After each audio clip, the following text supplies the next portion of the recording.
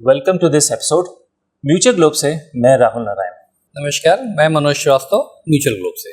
आज का एपिसोड हम लोगों ने थोड़ा सा बिगिनर्स को ध्यान में रख के बनाया है, या वो लोग जिनको म्यूचुअल फंड्स के बारे में ज़्यादा नहीं आइडिया है, क्योंकि एक तरफ इतना लोग इन्वेस्ट कर रहे हैं और दूसरी तरफ एक बहुत बड़ी सेक्शन ऑफ पॉपुलेशन है जिसको अभी भी, विच इज़ वेरी सरप्राइजिंग, कि अभी भी बेसिक्स नहीं मालूम। तो इस एपिसोड का पर्पस रहेगा हम उन बेसिक्स को डिस्कस करें। और लेकिन एक शिकायत, सब्सक्राइब लोग कम कर रहे हैं, उसमें कंजूसी हो रही, क्योंकि इतनी मेहनत हो रही है और खूब आपके रेस्पॉन्स आ रहे हैं, खूब क्वेश्चंस आ रहे हैं, हम जवाब भी देने की पूरी कोशिश कर रहे हैं। सब्सक्रिप्शन का रेट कम है, प्लीज़ ज़रूर सब्सक्राइब करें, शेयर करें, लाइक करें। अब इसके बेसिस पे अगर मैं कहूँ कि म्यूचुअल फंड ने कैटेगरीज कैसे बनाई हुई है, तो अभी क्या है कि सेबी के इंस्ट्रक्शंस के हिसाब से कुछ 7-8 बड़ी पॉपुलर कैटेगरीज हैं। ओके, ठीक है, इन्वेस्टर्स के हिसाब से। तो अब वो जो 8 पॉपुलर कैटेगरीज हैं तो ज़्यादा, बट अभी हम उन 7-8 की ही बात कर रहे हैं। एक कैटेगरी है लार्ज कैप, दूसरी है मिड कैप, तीसरी है लार्ज एंड मिड कैप। अच्छा, तो इसमें लार्ज के भी होंगे, मिड के भी होंगे, तो 3 कैटेगरी हो गई। उसके बाद है flexi cap, focus category, multi cap category. तो अब 6 हो गई। Large and mid, flexi category, focus category, multi category, small cap, और भी हैं। अभी 7 तक सीमित रखते हैं ताकि कॉन्सेप्ट हम क्लियर कर सकें। हाँ, अभी जो नई कैटेगरीज बताई हैं जैसे लार्ज, मिड, स्मॉल, वो तो हम लोग की बात हो गई थी। बड़े स्टॉक्स, मीडियम स्टॉक्स, उससे छोटे स्टॉक्स, और उसी से रेलिवेंट वो कैटेगरीज हो गई। ये जो नई कैटेगरीज बताई, फ्लेक्सी, फोकस, इस पे थोड़ा सा इलेबोरेट करिए। ठीक है, अब देखिए लार्ज कैप से ही अभी फिर से बात इसलिए करते हैं कि लार्ज कैप कैटेगरीज का मतलब क्या है। मतलब ये नहीं है कि वो जो लार्ज कैप कैटेगरी का फंड मैनेजर है या म्यूचुअल फंड है, वो जाके पूरे 100 शेयर लार्ज कैप वाले ही ले लेगा। नहीं, ये मतलब नहीं है। उसकी लक्ष्मण रेखा है कि वो उन 100 शेयर के बियॉन्ड नहीं लेगा। उस 100 में 90 ले सकता है, 40 ले सकता है, 20 ले सकता है, वो फंड मैनेजर की अपनी कॉल है। लार्ज कैप इसलिए बताया गया कि बड़े शेयर्स हैं। अब हम बात कर रहे हैं लार्ज कैप कैटेगरी की। तो जो लार्ज कैप कैटेगरी है और जो सेबी की डेफिनेशन है, उन्होंने कैटेगराइजेशन कर रखा है, उसके हिसाब से fund manager large cap category में 80% मिनिमम शेयर जो लेगा वो लार्ज कैप वाले लेगा। भाई देखिए, अगर ये हो जाए कि पूरे 100 शेयर खरीद लेने हैं तो फंड मैनेजर का बहुत ज़्यादा रोल रह नहीं गया, उनका भी तो टैलेंट यूज़ करना है। तो सेबी ने लार्ज कैप कैटेगरी में ये कहा है कि आप मिनिमम 80% लार्ज कैप कैटेगरी वाली स्कीम का पैसा लार्ज कैप शेयर खरीदने में कीजिए। अच्छा, मतलब 100% नहीं है, 100%, 20% खुला छोड़ दिया। इसका मतलब ये, उस 20% में वो क्या क्या कर सकता है, वो मिड कैप भी खरीद सकता है, स्मॉल कैप भी खरीद सकता है, लार्ज कैप पूरा भी खरीद सकता है। लेकिन इस 80% लार्ज कैप है। तो जो सेफ प्ले करना चाहता है उस इन्वेस्टर के लिए लार्ज कैप एक सुटेबल कैटेगरी है। राइट। नेक्स्ट कैटेगरी आ गई मिड कैप की। तो मिड कैप में जो सेबी कैटेगराइजेशन है वो ये कह रहा है कि इस कैटेगरी वाली स्कीम में fund manager minimum 65% mid cap share ले। मिड कैप शेयर क्या है, हम लोग बात कर चुके हैं। मिनिमम यानी यहाँ भी 65% तो मिड कैप लेने पड़ेंगे शेयर्स, 35% फ्री है। उस 35% में वो लार्ज कैप भी ले सकता है, स्मॉल कैप भी ले सकता है, कुछ और भी जो भी सेबी से परमिटेड है वो ले सकता है। मिनिमम 65% होना चाहिए। ये मिड कैप हो गया। मॉडरेट रिस्क वाले मिड कैप को एक्सप्लोर कर सकते हैं। तीसरी कैटेगरी आ रही है लार्ज एंड मिड कैप, थोड़ा लार्ज, थोड़ा मिड और थोड़ा स्कोप फ्री। तो यहाँ पे कैटेगरी कहती है, सेबी का रूल कहता है मिनिमम 35% लार्ज कैप शेयर लीजिए, मिनिमम 35% मिड कैप शेयर लीजिए। कितना हो गया? 70। 30% इज फ्री, ताकि फंड मैनेजर भी तो अपना कमाल दिखा सके। अब वो जो 30% बचा है उसमें वो स्मॉल कैप ले ले, मिड कैप ले ले, लार्ज कैप ले ले, पैसे को खाली रखे किसी फॉल को, अपॉर्चुनिटी को इनकैश करने के लिए। मार्केट गिर सकता है तो ऐसा नहीं कि पूरे ही पैसा जाके लगा दे, 2-4% खाली रखता है कि भाई उम्मीद कर सकते हैं मार्केट गिरेगा 10 दिन में, 15 दिन में। अब ये सब काम डायरेक्ट इन्वेस्टर को नहीं करना है, फंड मैनेजर करेगा। और फंड मैनेजर तो एक पर्सन है but supported by the team है, बिग टीम है, बिग प्रोसेसेस हैं उनके। ये 3 हो गई। तो लार्ज एंड मिड भी अच्छी कैटेगरी है। एक तरीके से जो सेफ प्ले करना चाहता है वो भी लार्ज एंड मिड ले सकता है, क्योंकि 35% तो लार्ज कैप होता ही है और कहीं ना कहीं थोड़ा सा झुकाव लार्ज कैप की तरफ ज़्यादा होता है। तो ये 3 कैटेगरीज। अब इसके बाद जो कैटेगरीज आ रही हैं वो एक कैटेगरी है जिसको फ्लैक्सी कैप कहते हैं। As the name suggest, flexi cap है। यहाँ कोई भी लिमिट नहीं रखी गई है, मतलब लार्ज में, मिड में, स्मॉल में कोई लिमिट नहीं। हाँ, बियॉन्ड स्मॉल कैप नहीं जा सकते हैं, बट इन करीब 500 जो शेयर्स हैं उसमें से कहीं भी तो कोई चाहे तो पूरी तरह से स्मॉल कैप कर सकता है और कोई चाहे तो पूरी तरीके से लार्ज कैप कर सकता है। ओके। स्मॉल कैप में भी देखिए जो सेबी के हिसाब से है वो 250 के बाद के जितने वो सब स्मॉल कैप है। तो आपकी चॉइस है, ऐसा नहीं कि 500 शेयर में ही ले लेना है। आप चाहें तो 502 शेयर वाला भी ले सकते हैं जाकर के। नॉर्मली लोग जाते नहीं है, नॉर्मली जाते नहीं है। तो यहाँ पे तो फ्री है।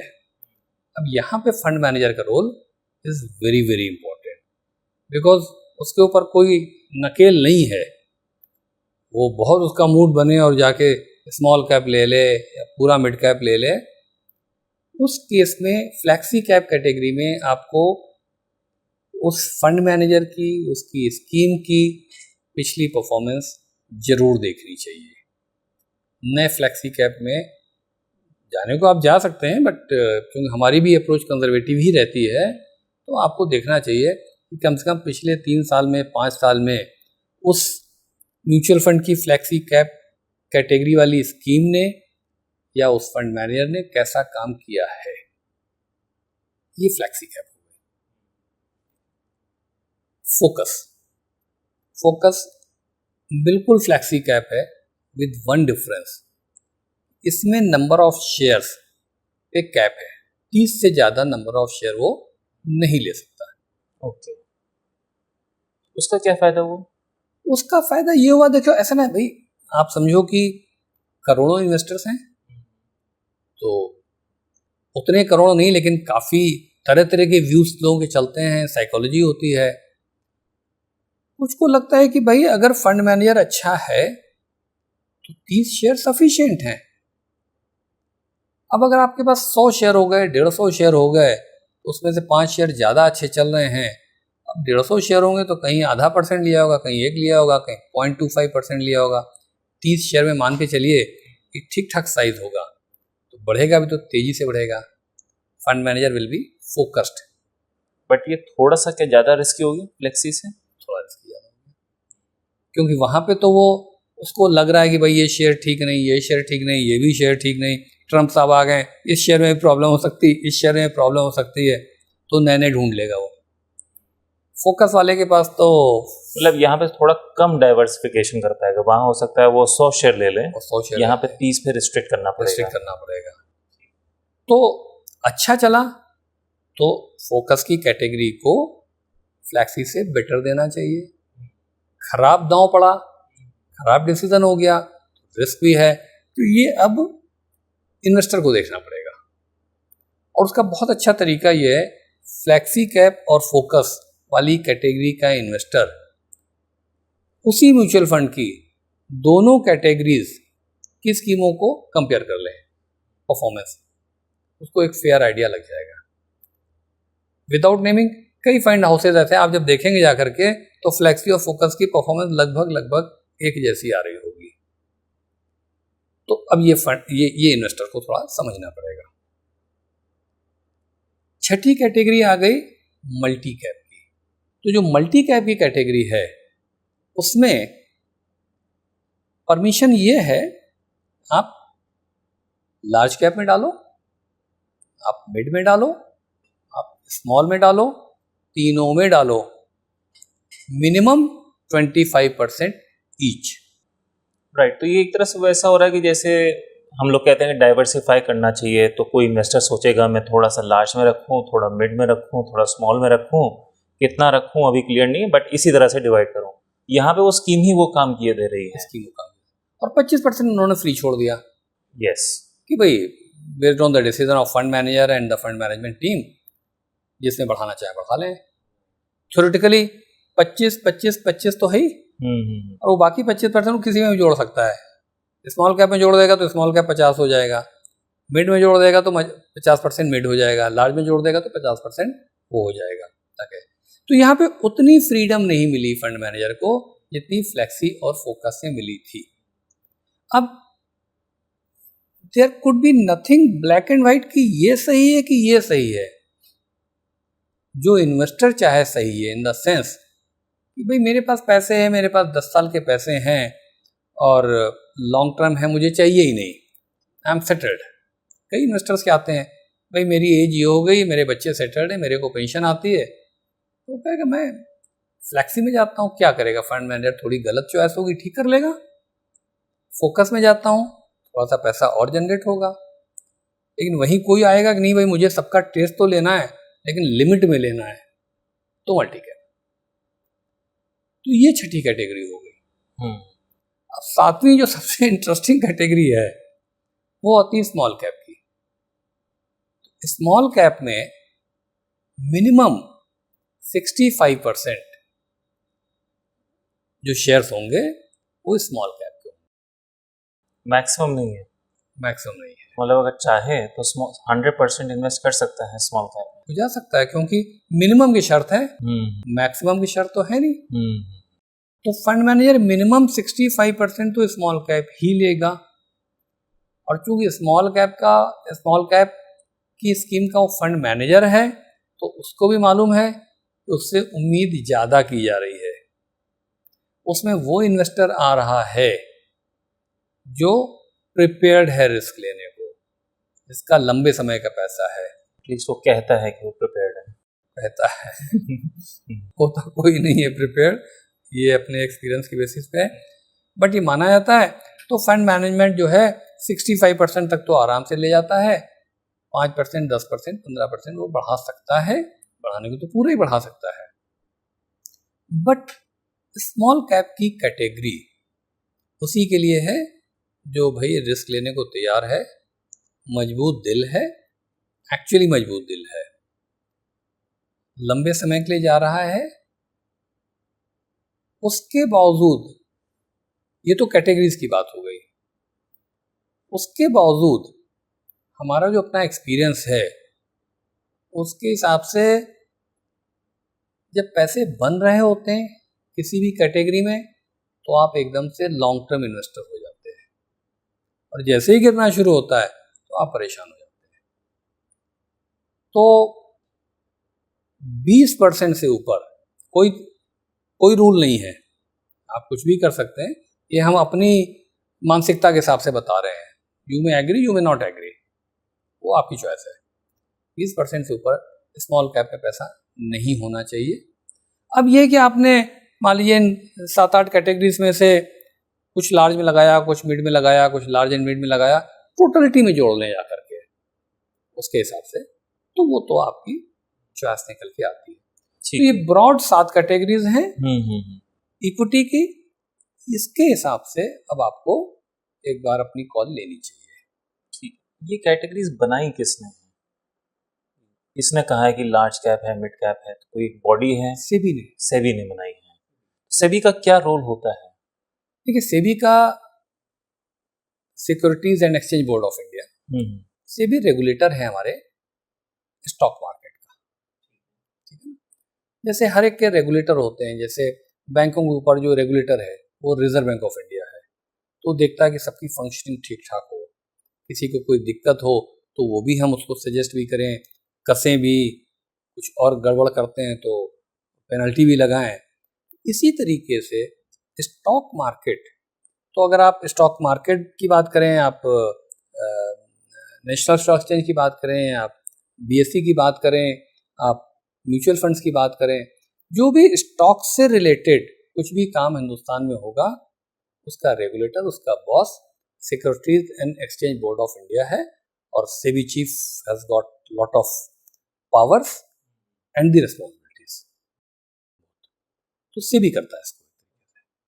ये जो भी हमने 7 कैटेगरीज की बात की, कैटेगरीज बहुत ज़्यादा हैं, कैटेगरीज 15, 16, 17 है ना। इसमें एक अभी सेक्टर फंड आता है, सेक्टर में भी बहुत सारे सेक्टर हैं, बट सेक्टर को मैं ब्रीफली अभी टच किए ले रहा हूँ कि भाई अगर वो सेक्टर है बैंकिंग सेक्टर, तो उस सेक्टर वाली कैटेगरी की स्कीम बैंक के शेयर्स लेगी जाके।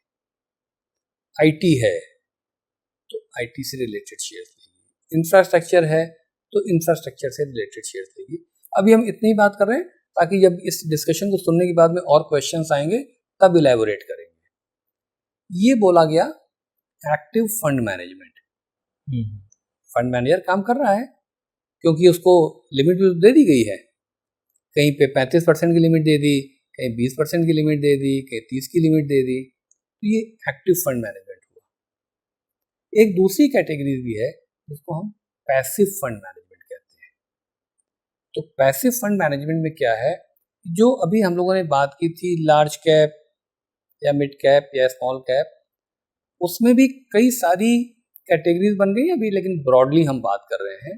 जैसे उसमें एक कैटेगरी है निफ्टी 50, तो इसका मतलब ये हुआ कि एनएसई के जो टॉप के 50 शेयर्स हैं वो 50 शेयर्स ही ये स्कीम खरीदेगी। अगर आपने जाके निफ्टी 50 स्कीम में इन्वेस्ट कर दिया तो आपको पता है कि ये उन्हीं 50 शेयर को लेगी, ना उससे ज्यादा ना उससे कम।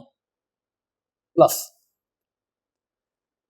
रेगुलेटर डिसाइड करता है, स्टॉक एक्सचेंज डिसाइड करता है उस केस में कि वो जो 50 शेयर हैं वो भी ऐसे नहीं होंगे कि इक्वल वेट होंगे, 2-2% सबके होंगे, नहीं, वो वेटेज डिसाइड होता है। हो सकता है शेयर ए का 8% वेट हो, शेयर बी का 6% वेट हो, किसी का 1% से भी कम हो। उसमें फंड मैनेजर का कोई वैसे रोल नहीं रह जाता है। पैसिव फंड मैनेजमेंट, आपको मालूम है कि वो ना कुछ गलत कर सकता है, ना फंड मैनेजर भी तो ह्यूमन बीइंग है, he can get carried away, भाई ये अच्छा लग रहा है इसमें ज़्यादा ले लेते हैं, वो नहीं कर सकता। तो जैसे ही निफ्टी 50 है यानी टॉप के 50 शेयर आएंगे, निफ्टी 100 है तो टॉप के 100 शेयर आएंगे, निफ्टी मिड कैप 150 है तो मिड कैप के 150 शेयर आएंगे, निफ्टी स्मॉल कैप है तो स्मॉल कैप वाले 250 है तो 250 शेयर आएंगे। ये पैसिव फंड मैनेजमेंट है। बेसिकली फंड मैनेजर का रोल खत्म हो गया, जो कि स्टॉक एक्सचेंज ने बनाया हुआ है इंडेक्स, हाँ, उसी को कॉपी करना है, उसी को कॉपी करना है। हाँ, अब उनकी परफॉर्मेंस कहाँ पे आ जाती है, 3 फंड मैनेजर हैं निफ्टी 50 के ही या निफ्टी 100 के ही, उसी प्रपोर्शन में शेयर खरीदना है और वो होल्ड करना है, कंटिन्यू करना है।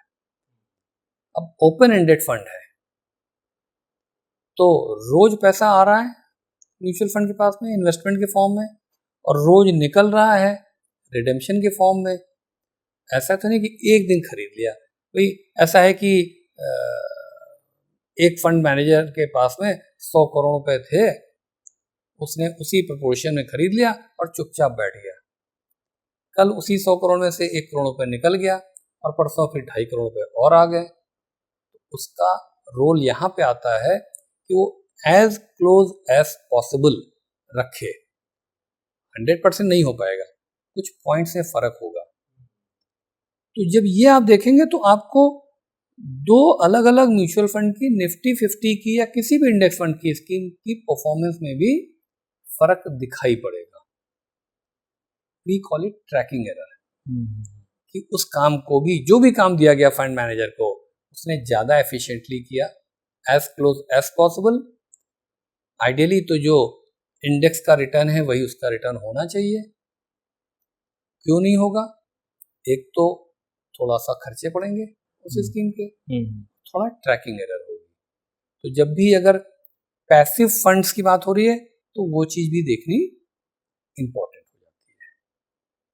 ठीक, तो ये एक्टिव और पैसिव की बात हो गई पॉपुलर कैटेगरीज की। तो हमारी ये सीरीज है जो कि म्यूचुअल फंड के बेसिक्स पे है और ये अभी जारी रहेगी।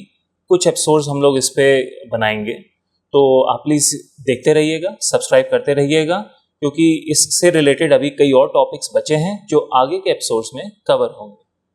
ठीक है, तो हम लोग इस एपिसोड को यहाँ पे रैप करते हैं। जो हमारे ऑडियंस से हम रिक्वेस्ट करेंगे, आपके जो क्वेश्चंस हैं वो प्लीज़ कमेंट्स में ड्रॉप करिए, उनको हम लोग आगे के एपिसोड्स में डिस्कस करेंगे। तब तक देखते रहिए एपिसोड्स, और अगर एपिसोड अच्छा लगा हो तो प्लीज़ लाइक करिए, शेयर करिए और ज़रूर सब्सक्राइब करिए। Thank you.